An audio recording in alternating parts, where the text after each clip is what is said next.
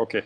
So I think let me just introduce the speaker and let's get started, okay? And so right now we have our guest, Mr. Snehanshu Mitra.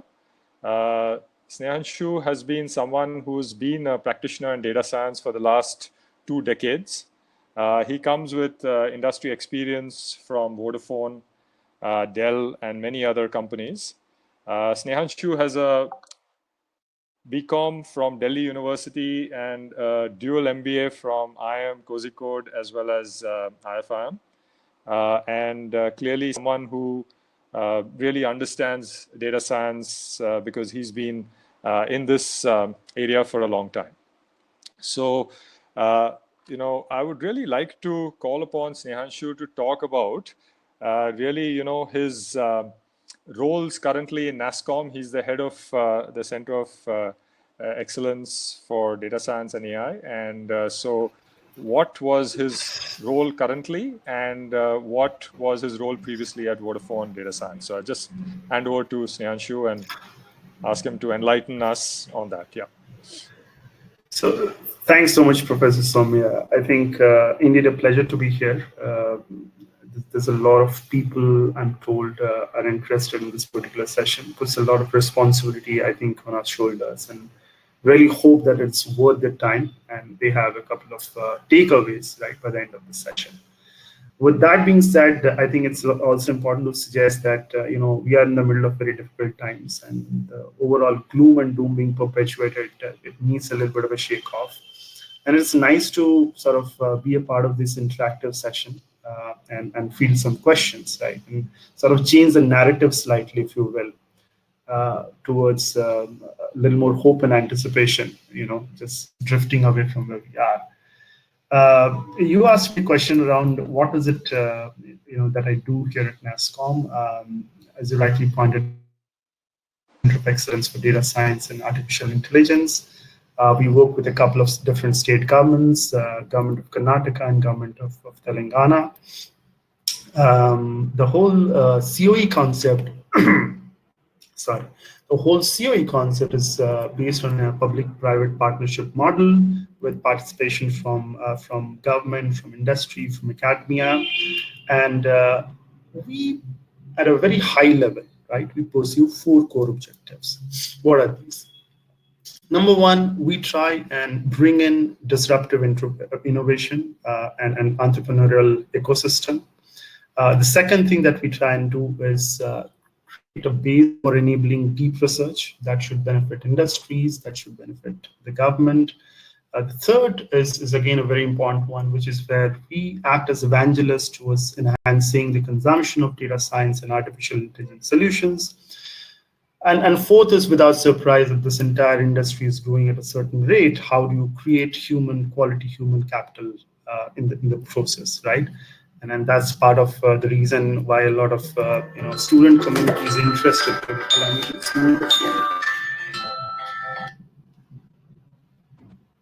I get a call from LIC right now for some reason. Wow.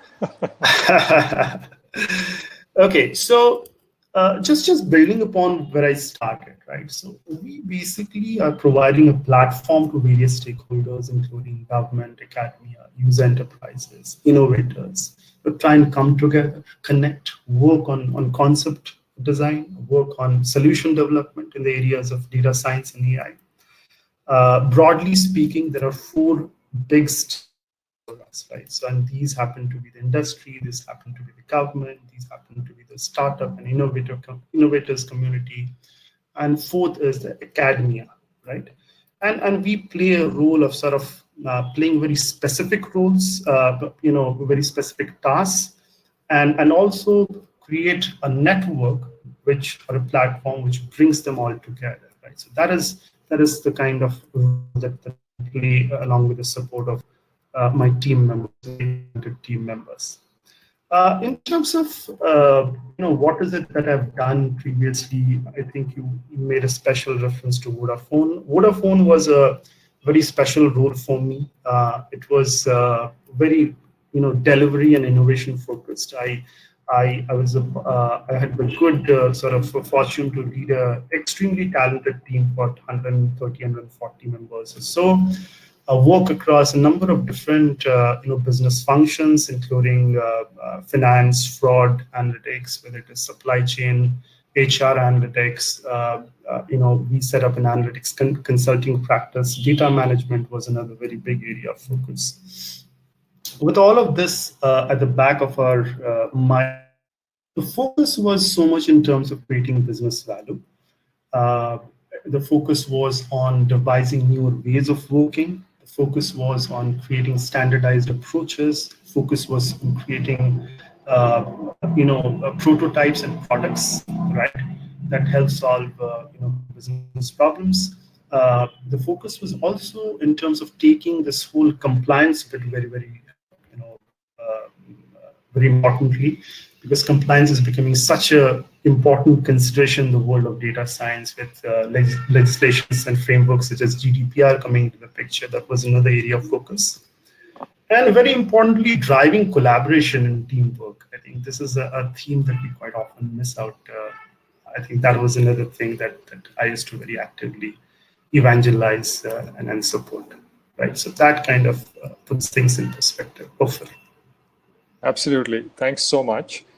Just before we get to our next question, Snehanshu, I'd just like to pause for a minute. There is an offer that, actually I just wanted to roll out where, students could just fill in something related to, their background and what really, that kind of thing. So just if you can allow me to just start the, roll out. So I think today at the end of the day, if, for instance, people were to show interest in, let's say, pursuing a track in data science, we are offering 500 rupee off on application fees. So I thought that would be a sort of, incentive for to see, who are the real people who are passionate about data science and want to actually, pursue that. So I've just rolled out a sheet. So just try and see if we can fill that up, so we capture who are interested in probably a form of admission, and if you can just fill in some basic details.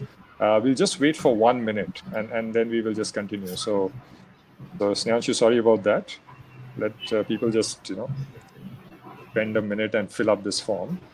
But it's very interesting that you talk about how the role changes from organization to organization based on the charter. Yeah, so from Vodafone to NASCOM, it's very interesting, that I mean, as a management professional, you have to keep evolving, and you have things where there's a lot of dynamic changes in the kind of role expectations. Teamwork obviously is very important. You talked about some of those skills as well. So absolutely.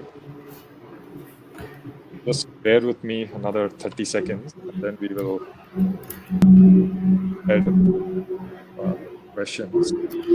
Just for the people who are filling in the form, we will just let you fill up without really trying to have a parallel conversation. So I will just mute myself for 30 seconds. Yeah.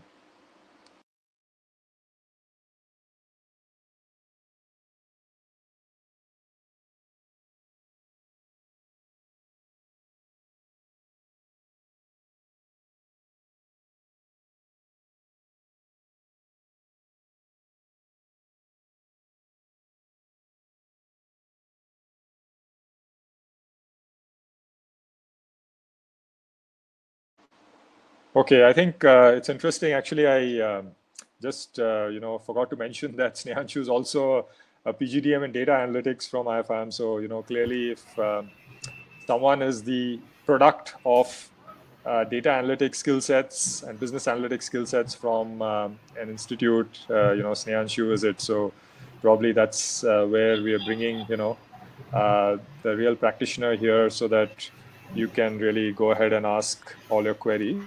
So what we have done is we have broken up the session into 4 specific partitions, Snehanshu, with your permission. One is really talking about what are the potential careers in data science. So, I mean, what does one do if one wants to get into data science? You see a lot of questions already populating of, I'm coming from commerce background, how do I sort of move on? So, that's why I mentioned Snehanshu is also a commerce graduate from Delhi University. So, that should convince you that you can be cutting edge data scientist with a commerce background. Even Professor Sameer Dhanranjani, if you know him, is also comes from a commerce background, and he spent 18 years as well. So I think there is a lot of people who have excelled in data science coming from that background. I don't think you really need to bother about being a computer science engineer or necessarily from an ITS background, right? But of course, that helps clearly. The second partition is really around, what kind of education track and preparedness probably you need to have as you embark on this career. So what do you need to do to get there to this real career in data science, which promises to be that the future profession, which is really hiring 1.5 lakh people, right, in data science, and that's the estimate in 2020. Of course, this was slightly pre-COVID, and I will probably ask you some questions related to that as well. And then really the full-time dedicated focus versus part-time online, a more, I would say, feeling the water kind of approach that most people seem to believe that they first want to really understand what is data science. So something on those lines, and finally concluding with a call to action. So those are the ways I wanted to break this up. So I think now everybody knows that Snehanshu's background and what he is really done in terms of his career path. So let me sort of move on. So the next question I had for Snehanshu is, in that kind of career of 5-6 enterprises, really different kind of jobs, how do you really look at the kind of experiences you've got, right? So you've been someone with a data science focus, you've been in the industry for a long time, but clearly there were roles where you probably started off where you had to deal with a lot of data. It was you and the machine, many hours, many nights, and then to really becoming a team leader, creating teams, setting up practices, then change management, when people had to transition, unlearn, relearn, and so on, and then probably the innovation and value creation charter that you talked about, right? So could you just take us through that journey? Yeah, that's a very interesting question to ask. Well, so Professor Soumya, I think largely, in my opinion, there are three types of skills that we're talking about, right, in your career progression. And over a period of time, the mix changes, but the elements don't. So I would say that the three skills that you're really looking at are in terms of your business skills. You're talking about your machine learning skills. You're talking about your IT skills, and then there are skills that overlap, right? What happens is when you try and when I joined, right, this whole world of as we would call it analytics back then, because analytics is a more short-term immediate response kind of a discipline. Data science is more exploratory, it's more multidisciplinary, so to speak. The whole idea of getting a toehold into this world of analytics was considered, you could have one of three approaches. You could say that I am good at tools, right, and I'll pick up techniques and domain, or I'm very good, I'm a statistician, so I have a hold on what kind of techniques go into the modeling process. And you could have the other two being picked up, or you could have the domain part. Sorry, I just missed that. So domain is something, for example, you're a domain specialist, you have an MBA, you have been a functional expert, so to speak. You bring that in and you quickly try and get hold of one of the two around tools and techniques. So over a period of time, the whole theory was that you will end up learning all three parts, and then that is how your career progresses. Now, after having spent as a pure data science professional, I would say for 1.5 decades, I can sort of endorse that viewpoint. that over a period of time, you try and all the three skill sets, but the kind of sort of duties you end up discharging sort of varies, right? Uh, I could distinctly remember when I joined around 2005 or 2006, I would be so much focused on picking up the right kind of tools, and SaaS was in vogue, right, big time. It was a market leader at that time. SQL, it used to be very relevant back then, and it is also relevant now. Of course, the forms have changed, the way we query databases have changed. NoSQL has come and stuff like that. The SQL is very, very important. So my entry point was I joined a team called Contact Center Analytics, and I was in the Contact Center Six Sigma team. So, domain was my sort of entry point.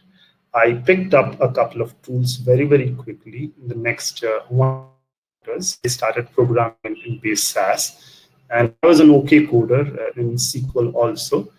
And then I started training myself on statistics. Now, this happened over a period of 3-4 years, and then the mix kind of changed. I found myself becoming more and more adept at business conversations and problem solving, and alongside my understanding of statistics kind of grew, right? I was suddenly finding that I was not doing a lot of extract transformation load kind of activities, which was very, very central to my job responsibilities when I started off. And then in a period of time, this mix kind of continued for 5 to 7 years, where I would model, but I would model progressively less of, and then more and more of my business skills came into the picture, and that is what people started valuing, and that is the kind of expectation that my organization started having in terms of creating the job descriptions for me. So interesting. I think that that's a great way of sort of simplifying as to how the components don't change, mix of changes over a period of time. Let me just qualify that, caveat it by saying that it is no longer the same game. It is no longer about only learning tools, techniques, domain. Suddenly, data science has evolved, right? You're talking about not just three, maybe 5, 6 different aspects. You're suddenly talking about business, which was not a part of the earlier remit. It was not a part of the earlier framework towards establishing yourself as a professional. Right? So your business understanding, ability to understand the express and latent needs of your businesses would become a huge enabler for you to become a better data science professional. Suddenly, your understanding of data will separate you from the rest. This wasn't so much the case when I had started, because you always could have taken a little more time, right? And sets were typically not as complex, as large, as varied as we get to see now. We were really not working so much on unstructured data. Today, if you were to even teach somebody data science without bringing in unstructured data into the mix, you are probably you're not preparing them the right way. What is very importantly become now is your ability to understand and use technology, right from not just developing algorithms, but also understanding of cloud platforms, the implementation mechanism, right? Going back and revisiting some of those models, refining them. All of that, there's a strong technological underpinning to these things. Your understanding of technology has suddenly become very important. What has also become important is you understand this needs to be run as operations, where numerous models are getting generated, numerous people are working, they're collaborating, and schedules are being prepared, project plans are being prepared. So how to create that operational rhythm has suddenly become a consideration, and it's not just a consideration for data scientists. You need to be able to understand some of these concepts very, very well. What has also become important, the fifth element, in my opinion, is the adherence to compliance and your discipline around ensuring data privacy and data security. Again, this is not something that only your senior managers should be aware of. This realization has to be infused amongst the data science community, right? Whether senior or junior, it doesn't matter. So there is a progress. Data science landscape itself has changed, and I've been very fortunate to witness some of that firsthand. So a long-winded answer to a very specific question that you asked me, but I hope that that gives everybody a perspective. Yeah, no, absolutely. I think we are trying to open it up for questions also, but I think it's very good to have the lay of the land, right? So how roles have changed, what are important, what is you transition from model building to really understanding domain and industry context, because I think that's where if you remember we were having this talk many days earlier, that you need three skill sets, or three pillars of skills. So the first part really is your understanding of models and maybe the traditional machine learning models, as which was more stat based, and your deep learning and AI machine learning models. One pillar, of course, is the technology side, which people keep asking, okay, what language should we know? What are the, specific platforms we have to, know and, to get a minimum job in data science. And it's all around, whether it's Python, R, SAS, SPSS, SQL, even Excel, right? So there's all these kind of skill sets that people are trying to gauge, and whether there's any other language that people need to know. And the third aspect is really the domain industry sort of area, where if you have worked for a particular client or a set of clients in a particular industry, that you become that expert or domain specialist in terms of defining the problem itself. So often what happens is the project fails because the problem itself has not been defined properly from an industry context, or you have a project manager or someone who's coming into leading a team, but he's really coming from another domain or industry, and then the project hurtles towards failure because the person has not understood what is the kind of data sets that is available, what is the kind of real problem the industry is trying to solve. Although of course between banking, telco, retail, we have sort of common metrics we are trying to solve. So if you look at these three pillars, and you were to just answer again the same question, that uh, from, let's say, between 0 to 4 years, 4 to 8 years, and so on, what would be the kind of emphasis on these three pillars as you go forward? And is it possible that you actually can specialize in 2 out of 3? So for instance, if you're someone who's uncomfortable with technology, you say that I will be a domain expert in the industry and I will learn about machine learning models, etc., and the statistics. But I need not kind of get deep into web scraping and technology and platform management and so on, right? So could you throw some light on that? Snanshu, I think your Okay, speaker. Yeah, go I ahead. just need an Oscar space there.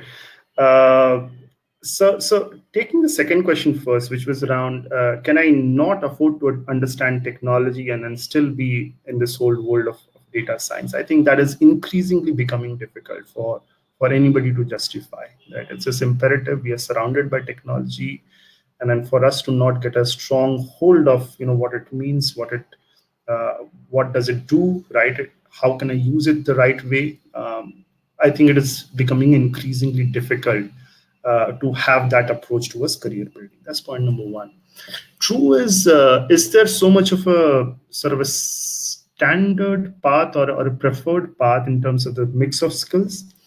Uh, well, different people have different approaches. Depends upon what you would want to do, right? So, for example, one of the preferred, sort of career paths, if you will, is to become a data engineer, right? So what are we talking about there? So typically you're talking about your expertise in relation to things like Hadoop, NoSQL. You're doing a lot of programming in Python, right? And they are people who are typically playing around with a lot of data, large data sets, structured and unstructured both. They're trying to focus on coding. They're trying to focus on stitching data sets, cleaning things up, and stuff like that.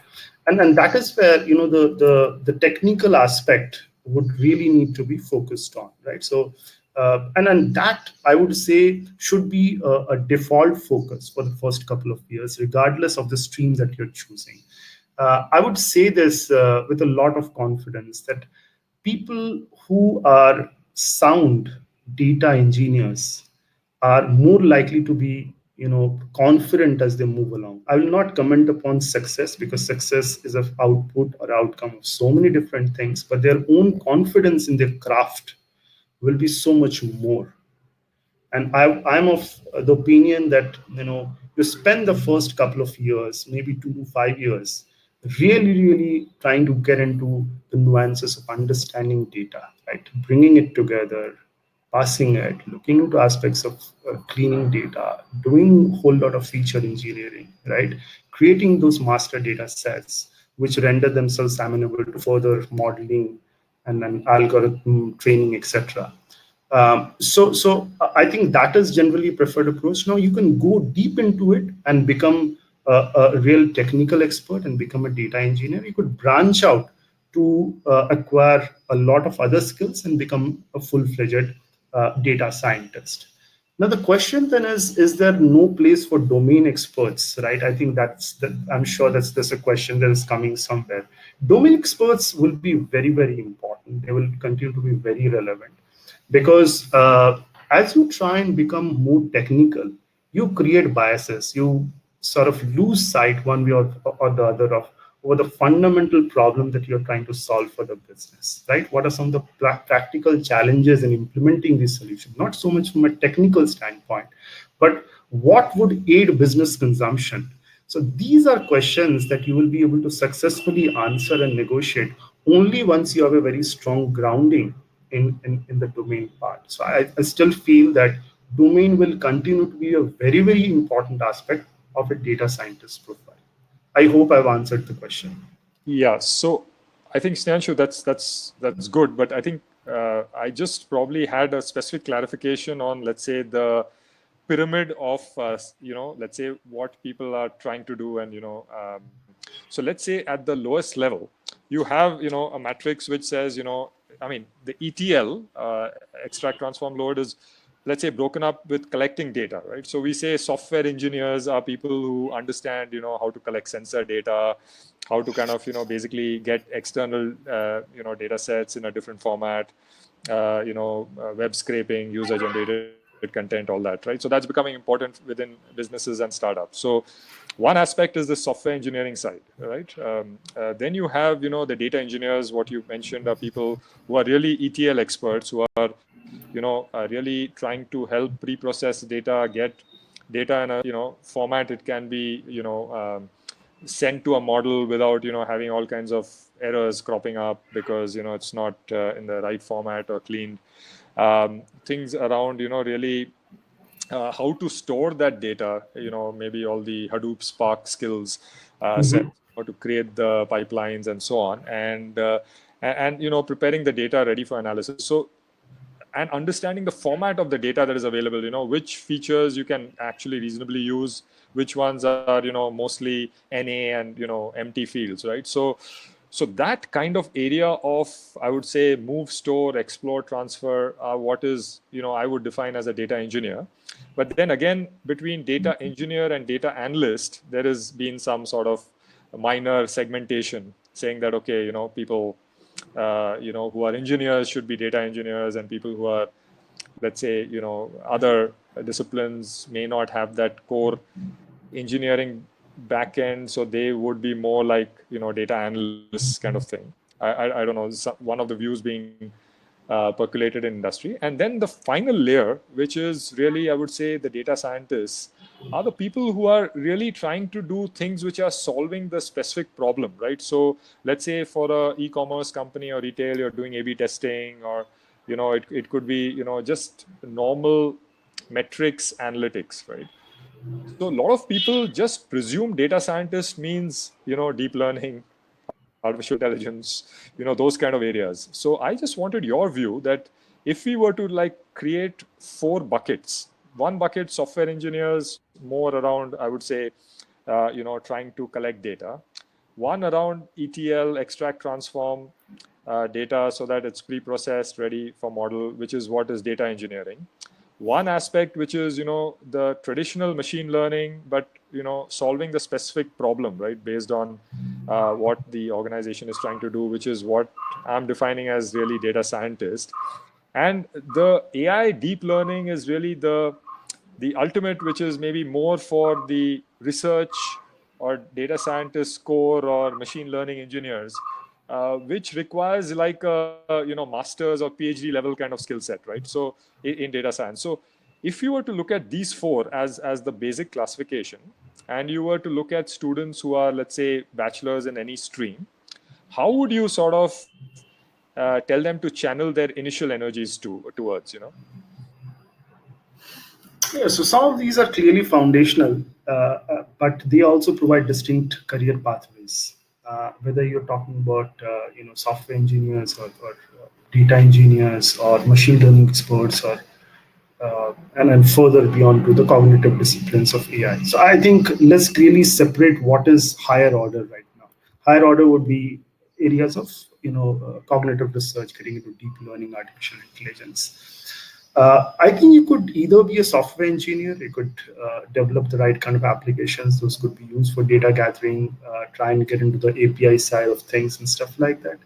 You could either choose to, or you could try and get deeper into understanding creating data sets, which is data engineering typically, or you could get into machine learning. But I would again suggest that if you're getting into the machine learning side of things, you start off with the data engineering practice first. Spend a good amount of time understanding the nuances, understanding the challenges, coming up with newer, smarter ways of preparing the data set that can truly form the foundation for some good, statistical engineering at a later point of time, right? So that is how I would look at it. Once you have spent enough time doing developing machine learning models, that will then give you the grounding to get into very specialized areas such as deep learning, right? So I understand everybody is looking as career in artificial intelligence as the next stepping stone, but please understand the fact that this is a gradual process, right? A data scientist, so the place where I would probably differ slightly, Professor Soumya, with your permission, is data please. scientist is really an it's a collection or aggregation of a lot of different skill sets. It's not just machine learning, but it is also data engineering, skill sets that create a data scientist. And typically in India, you do not see a lot of full stack data scientists. This is a term that was created largely, to sort of focus on those professionals who spend 2 or 3 decades, right, acquiring various kinds of skill sets, right, from software to your data engineering to machine learning, and that is how this term sort of gained popularity and relevance. The thing is, it has become so popular that we typically in India say that I've got 1 year of experience and I'm a data scientist. In my opinion, that is not the way we should. We are creating an unnecessary pressure. A data scientist cannot just come with 1 or 2 years of experience. Please understand the fact that data science is multidisciplinary. It is very, very exploratory. It requires decades of experience for you to call yourself one, right? So that's actually a perfect answer because, I keep emphasizing to people, even, who I meet that, you have to be dedicated to this career of data science. You have to at least think that I'm going to do this for the next 10 years.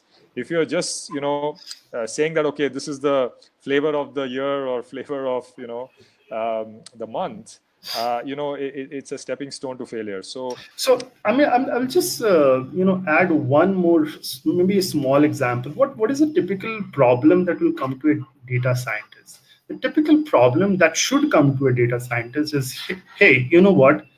I am the CTO. I'll give you a sneak peek into my data lake, right, and my databases. Tell me what should I try and solve with all this data that I'm collecting. There's a classical problem that a data scientist will be able to come and add value. He will not look over his shoulders and say, okay, get me a domain specialist, get me a team of data engineers. I need people who write these 3 different programming languages. He doesn't normally would want to say that. Maybe I'm taking a very extreme example to create that contrast, but I wanted to drive home this point, right? hopefully I'm successful in that. So yeah, I think that's the sort of model that data scientists, that is where the three pillars come in, right? So someone who's really just taking the problem of the CTO or the head of IT and solving the problem end to end, and which is where his past experience in that domain, plus all the knowledge about what models to use, what kind of skill sets to get, how to staff the team. That is where increasingly all those skill sets become so important. But Snehanju, I think the challenge in the Indian market is that we have always been this market which believes that we need young, dynamic people who understand technology, right? So that is where the bias is coming when you're saying that, okay, people need to start from data engineering, spend decades, then go into, really, being a full stack data scientist. Because like, if you really look at the 1.5 lakhs that jobs that have been created, there is apparently a view that, 70-80% of those jobs will be, for people with less than 5 years experience. Now, whether it is 2 years or 4 years and 5 years, I mean, clearly that 5 to 7 years is the sweet spot for a lot of jobs in the Indian sector. A lot of people with that years of experience still haven't got the hang of, being like a complete professional in that industry. And this is and there is all this micromanagement from a CTO, a CIO who wants to be involved in everything. So that is where I'm seeing that maybe what you are mentioning may be something that is the prevalent model globally. But in India, how does one become that, like almost like a data scientist who is independent and, really can fulfill that role? So, someone just gives a broad definition of the problem. Everything else is solved by this gentleman. I'll tell you something. Partly, and please don't judge me here. I think part of it is also coming out from probably the Indian mentality of getting more for less, right? So you want a full stack data scientist, but you don't want the qualifications or the cost of attracting that kind of talent, right? So you would still want to typically look at a machine learning expert, right? But the job description that you're creating is that of a data scientist. So I think there is a little bit of a bias that even from a hiring practice perspective needs to be resolved. We need to be more true to our requirements and articulate them just the way they are, because nobody's benefiting out of it, right? I think what we are doing in the process is creating a lot of pressure on students to write or use the term data scientist very, very generically on their resumes. Super. I think that's, really, I think the challenge we are not only facing in data science, we are facing in host of, functional roles across India where, people want best, talent for the least cost, right? And, in fact, I just wanted to highlight, like, some of my friends joined as head of data science in, some of these healthcare kind of startups. And really their role was to understand the data, So, in fact, they said like 10% of their job was trying to find some, CNN, ANN, RNN, LSTM, GAN kind of models. It was really understanding what is the kind of data, how to collect better data, and how to ensure that, data is your competitive advantage. And, today, if you look at the way, data engineers are regarded as, okay, the next wrong person to data scientist, right? So ideally, everyone wants to be the data scientist first without really going through. So I think it is very well captured. So let me go through some of the questions because we are slightly over time. And, I just wanted to ensure, because this is the most important section where, what people have come up with. So, okay.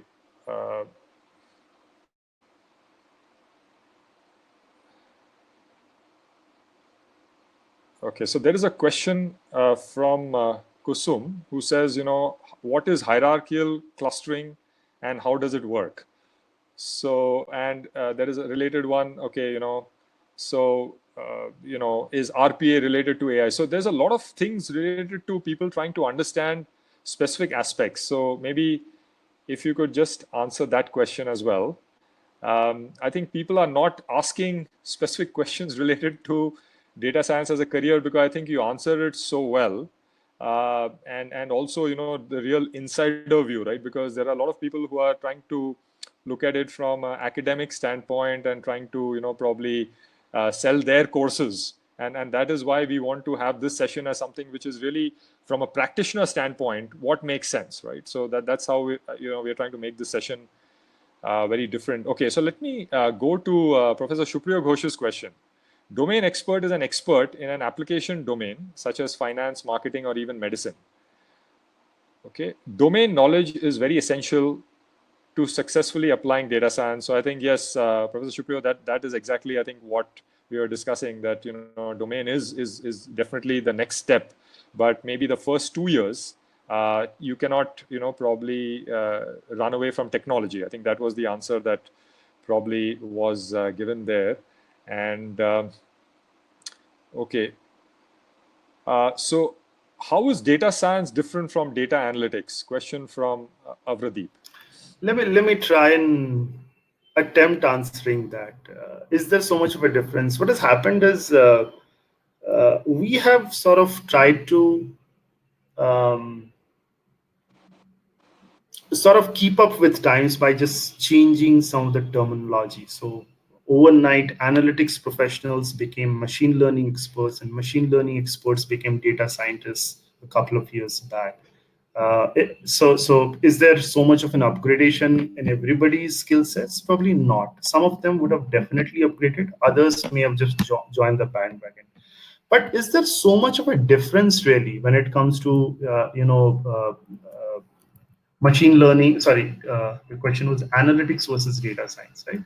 So, and here is what I believe it is. Take it with a pinch of salt, right? So I believe that analytics is meant to work on problems that are largely well defined, where you have a need to get to answers, relatively fast, right? And the scope is very, very specific, I would say. And it uses data of all kinds, structured, unstructured.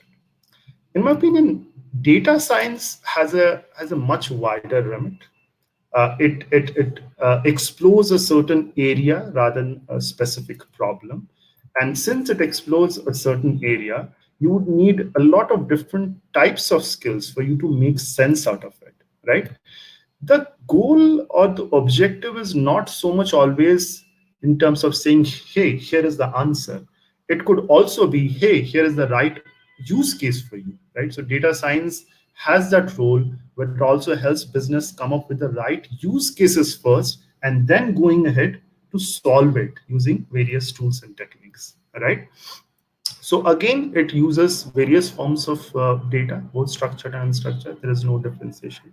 So in my opinion, just to summarize again, the scope is very, very specific in analytics, a lot more broad in terms of data science. And the goal here also in terms of analytics is to really come up with something that is actionable right now, versus data science, where it could even be to come up with the right kind of use cases, come up with the right kind of questions to be solved, and then going about solving them. Excellent. So, Snehanshu, next question for you is Shaumitro says, I would like to know about how to start applying for data science and ML jobs, because I see people posting jobs for experienced ones. How can a fresher start journey where he has good knowledge of data science and machine learning? So I would want to say that there are a lot of jobs, and I'm not talking specifically in relation to the post-COVID world. I'm talking generally that there are a lot of opportunities for fresh talent also in the market. I would say that you do not need to necessarily look at experienced, profiles or jobs that are looking for 2 to 5 years of experience to apply. You look for the category that you belong to. Make sure that your skills are sharp. Make sure that you have thought through how to sort of solve a certain problem rather than just talk about I'm good with Python. That will probably not get you past a lot of interviews, right? So yes, there are jobs, and B, it is very important to prepare right to be able to give yourself a good chance. Right. And what is the difference between data analyst and business analyst? Well, so I don't know whether there's so much of a difference, with the exception that business analysts kind of have probably additional knowledge of the domain or the function that they belong to. But these terms quite often are used interchangeably. So I cannot say that there is definitely a distinction. The role that a data analyst plays in a certain team or a certain organization could be exactly the same that a business analyst is playing elsewhere. But if there is any differentiator, I believe it is to do with the functional knowledge, in my opinion. Super. So, Stanchu, I don't know whether this is probably a question from my side. So, you are seeing a lot of people who are coming from the technical side. So, let's say they are masters or PhDs in data science who are working in your organization or places you worked earlier. And we are starting this new program around, having the T-shaped skills where you have both a management degree and data science skills. So, what do you see as the advantage of, let's say, the new genre of MBAs in data science rather than masters in data science? I think the clear uh, positive coming out of that model, in my opinion, is to do with how you define the term management. Management is about getting the job done in some way, and probably giving a holistic view of things outside the technical considerations, right? And then Yeah. these quite often are very, very important. Let me just try and tell you a couple of things that might really come in handy, right? One of which is this: data science. Quite often, you work in teams. This whole concept of collaborating, giving and taking, feeding of each other's knowledge, adhering to a certain schedule, at times creating your own schedule, right? Sort of managing expectations both downwards of your peers and also your seniors. All of these are very, very important qualities to have, something that you develop, typically tend to develop on the job. But if there's if you're going through a program or a course that is kind of helping you familiarize with some of these important considerations, I definitely believe that you're coming out of that course a lot more well-rounded than you otherwise will. Right. And which is what we say is the challenge of, pure technical people, because, they haven't really got grounded in various aspects around organizational behavior, HR, team dynamics, and so on. And also, the finance and marketing, all those kind of courses help make you, really well-rounded and, ready for, working in an organization. And therefore, it makes you that much faster up the curve on, your career track and so on, because you don't need to get adjusted, because you're not really unfamiliar with such knowledge, and you've gone through internship with organizations as a management trainee and so on. Okay, so I had a poll, Other and thing, if I can just make one final point, right, of how a management sort of a parallel management focus help, it could also teach you aspects about user experience. It could also teach you aspects on adoption, right? Your job as a data scientist today is not ending with you making some smart ass recommendations and walking out of the room, right? Thinking that everybody is impressed by your problem solving capabilities. It's really about creating that empathy, right? In terms of what would it take the business from this point onwards to consume my insights. How do I have a very focused approach towards defining user experience journeys?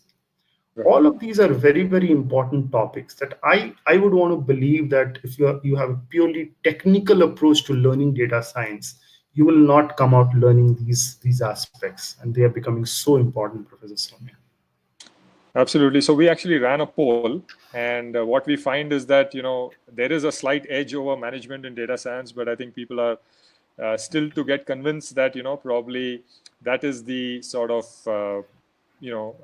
career that data scientists are angling towards, because you have to manage PhDs who are, let's say, having their own egos, You have to manage, your bosses who want work done overnight and in a format that business P&L owners can understand. You have to take the project to, operations. So you talked about machine learning operations and data science operations. So whoever creates the model has to transition it across through change management. So all these skills is all around managing people, and it's really understanding how to ensure Yeah. not that you are not born with these skills. I mean, we all have our social skills, and we have had informal knowledge about this, but I guess a formal awareness of these things makes you that much better placed, right? I mean, there's always a benefit in a formal knowledge, and same with data science as well. I mean, if you have a formal knowledge about data science rather than trying to do this as a hobby, I mean, clearly you're better placed for a lot of jobs, right? Okay, so let me move on. I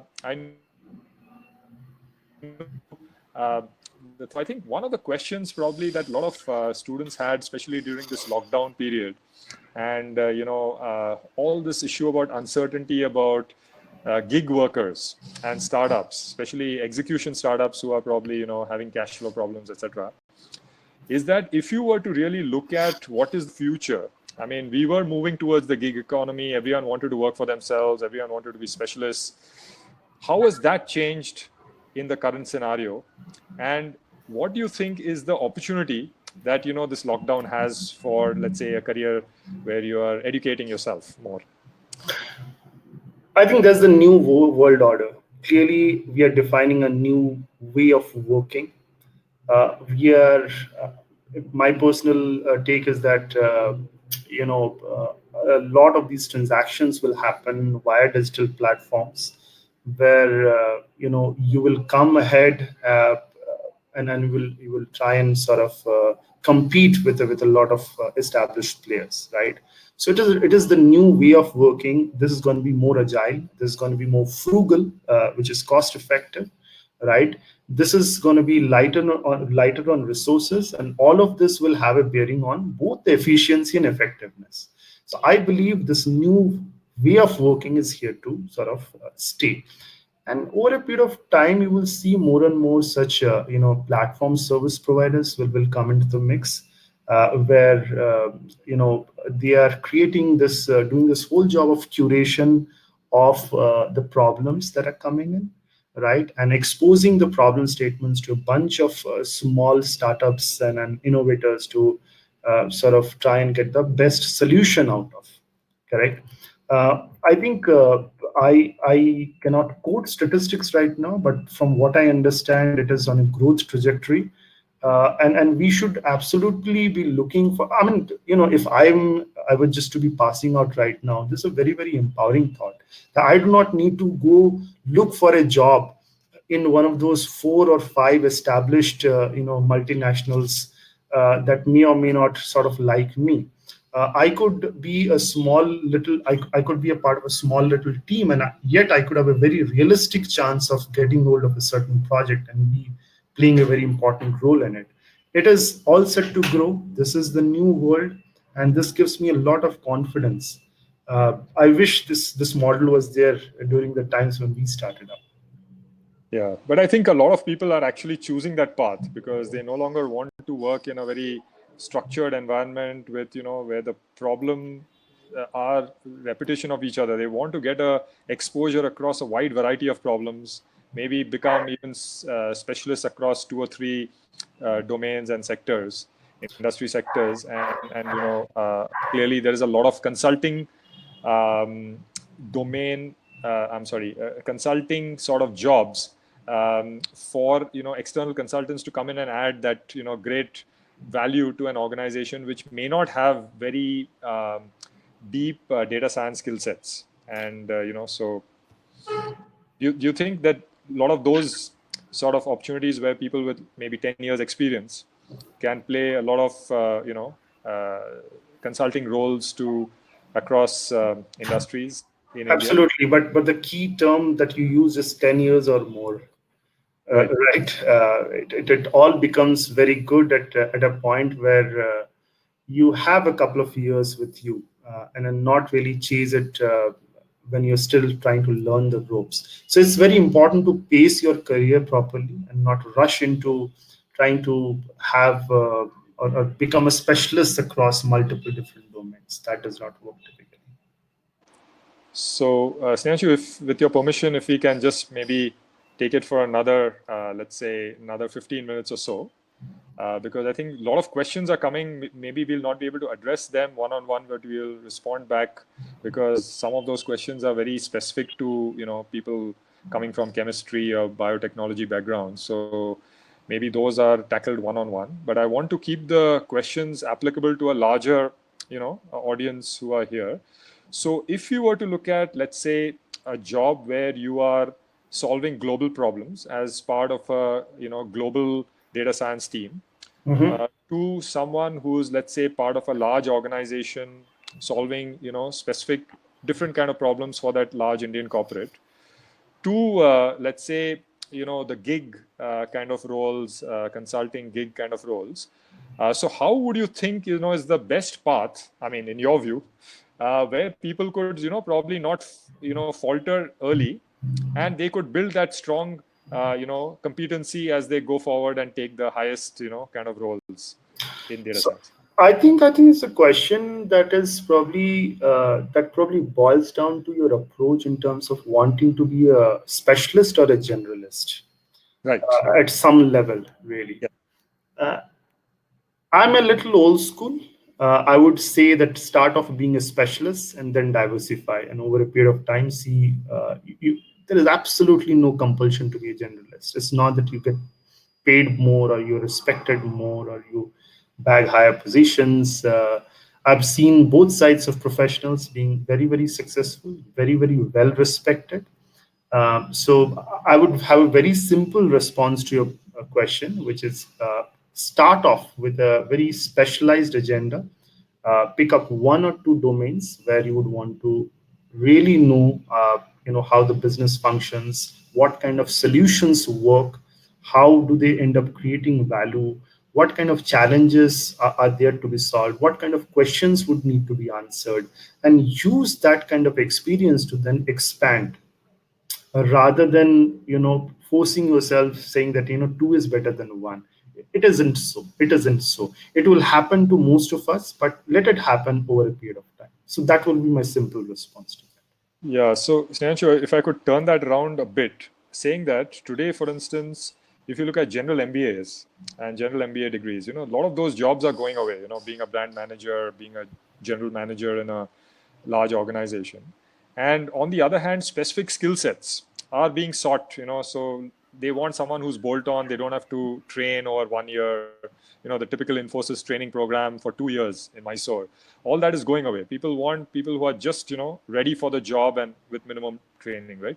So what we were trying to kind of also inculcate in our students is that they create that T shape where the vertical part of the T is, they're doing specific projects which could be, very, very, focused on either horizontal like digital supply chain, where, they are doing projects around that, or it could Yeah. be for a particular industry, which could be, let's say, financial markets as example, right? So there could be ways in which, these people, so 38%, I believe, of the data science jobs are in BFSI, right? So banking and insurance. So assuming you're either working for a bank or you're working for the global bank as part of the global organization here, or you are sort of, working for insurance industry, uh, 38% of the data science jobs goes to that industry. So you couldn't be very far off if you, let's say, chose that as an industry. So let's say between financial markets and, something in terms of specialization in a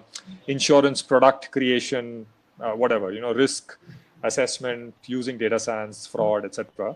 So my point was that this degree gives you not only the management skills, but it also gives you that, specific domain skill, which gives you the leapfrog into a particular industry versus, trying to work as, compete with all potential graduates with data science skill sets. So do you think that would help, that if, for instance, someone has very deep specialization, we call it super specialization in let's say, banking and finance sector, for instance, or they're working in supply chain, digital supply chain, and they do specific projects around that, then they can get far more specific jobs which is fit for what they have worked around, and they are the preferred candidate as fresh data science graduates. I think this whole concept would require also a fair bit of marketing, for corporates to start appreciating. When quite often you have an oversupply or supply in terms of substandard profiles also, right? How are we positioning some of these in front of corporates will also play a significant role. I think there's no debating that with this T-shaped curriculum that you're talking about, the exposure, if it is carried out properly, and that's the assumption, I do not know enough details, but if it is carried out properly, you get a very good understanding of that industry, the dynamics of the industry, the problems, some of the challenges and things that I spoke about. Definitely, there would be an added advantage to approach your education in data science that way. But I feel that there's also some bit of marketing that needs to be done to sort of position these profiles differently in front of prospective employers. Yeah, no, I think I mean, definitely, I guess our belief is that, the qualification or the degree will sell itself, because, rather than, push candidates to a company, they should believe that there's something good about, and I agree, awareness is one part of that. The other is, I think, really related to, as we are sort of defining, candidates who are very focused in that entire program, right? That they are sort of working towards something. Of course, lifelong learning and passion in this area is going to make you, better than others who are not. And therefore, that's why I said that, started off saying that you have to be interested in this for 10 years. Otherwise, you're probably wasting your time. But just in terms of a full-time course, versus, let's say, online courses. I mean, a lot of people don't want to give up their jobs. They believe that, I mean, why? I mean, does a full-time course really make sense? And that also over 2 years, and with a data science specialization. So what are your views of full-time versus part-time, and, contact versus online? Again, a little old-fashioned in this regard. I still believe that there's a lot of merit in understanding the concepts before you allow software to work its magic. Now, if the whole idea is to just learn a tool and sort of wield the tool everywhere that you find a possible application of it, then that's a separate that's a mindset. I'm sure there are merits to doing that, but if you're really committed towards creating a career in data science, you need to have the right kind of foundation, right? So I remember, when I was doing this course in data science, I think Professor Supriya Ghosh went at great lengths in explaining how the back propagation models and how biases are mathematically calculated, right? And if you were to really ask how many institutes, right, that offer 1 week program or 15 days program or 1 quarter program and certificates and in data science, how many of them will go at length? And some of these concepts become so very good, strong in our minds that we continue to use them. I'm sure wherever there's a need. So I believe that it is left to your own choice. But if you're really committed to making a career, you need to make the right investment. And to me, my vote would go to a full-fledged course, on data science, understanding various applications, understanding the limitations, how to sort of work on a range of different issues, what are the different quantitative aspects, how does technology play a part, become good in at least 3 or 4 different technologies by the time you come out. Some of these cannot be focused on at these kind of depths, if you have a very short-term approach towards becoming a data scientist. Right. So I think, yes, absolutely. Investment is essential for everything, right? I mean, you got a good qualification as a bachelor's degree. You tried to go to the best college. Similarly, I think one of the hidden secrets is the kind of faculty that is there in Insofi, all these PhDs from Carnegie Mellon and etc.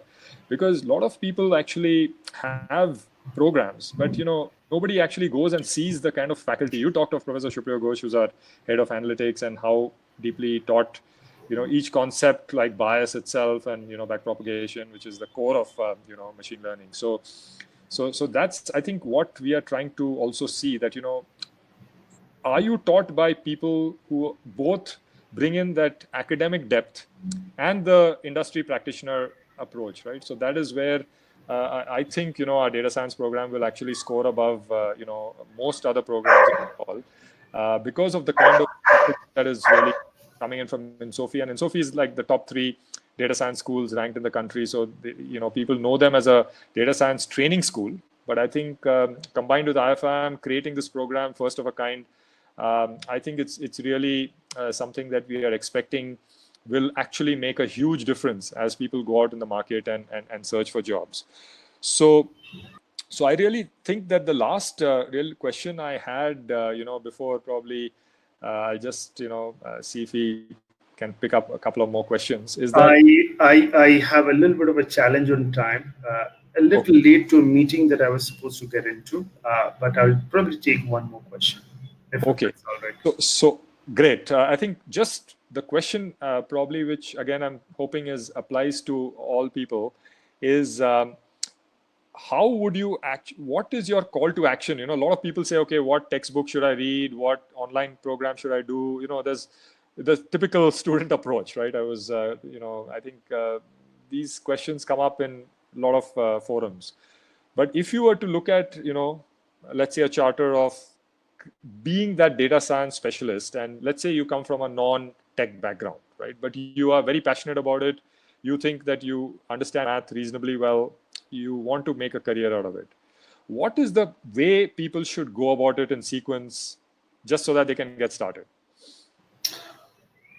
Okay, let me see, right? So there's not just one thing. There are a combination of things that you would probably need to do. I think you would need to pick up programming skills. You need to pick up Python or R. Definitely SQL is something that I would strongly recommend. TensorFlow is becoming more and more popular. On the database side, you have Hadoop, big, Hive.